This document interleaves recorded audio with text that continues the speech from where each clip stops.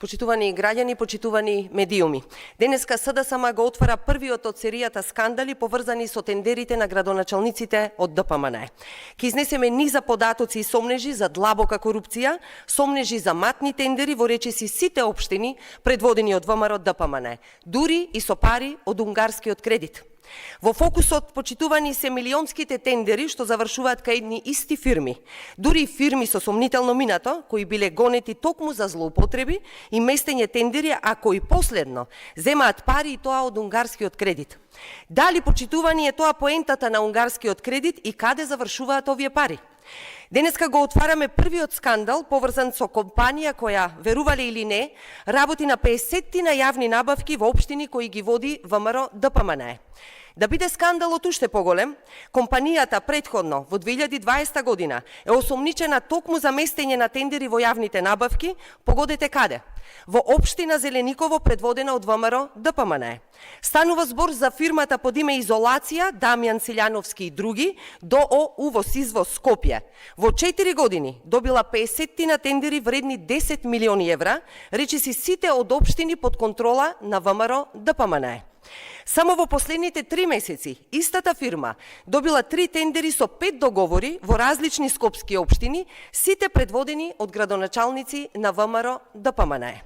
Оваа фирма, почитувани, веќе била гонета за местење тендери во 2020 година, кога Управата за финансиска полиција поднела кривична пријава против поранешниот градоначалник на Зелениково и 6 други лица. До денес, тоа е омилената фирма на градоначалниците на ДПМН, која континуирано со години добива тендери.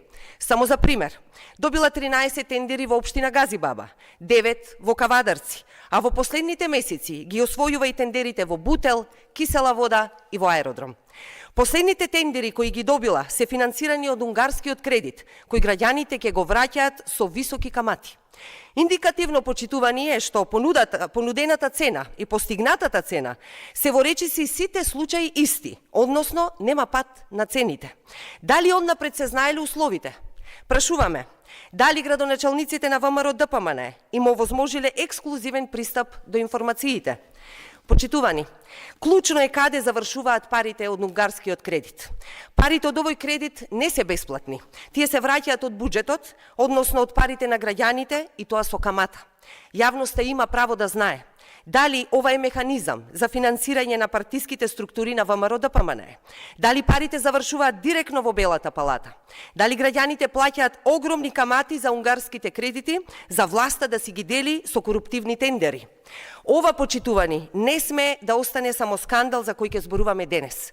Очекуваме надлежните институции да реагираат веднаш. Очекуваме одговори од градоначалниците на ВМРО ДПМН. Ова е само почеток, во наредните денови ќе следуваат и нови информации и нови скандали. Ви благодарам.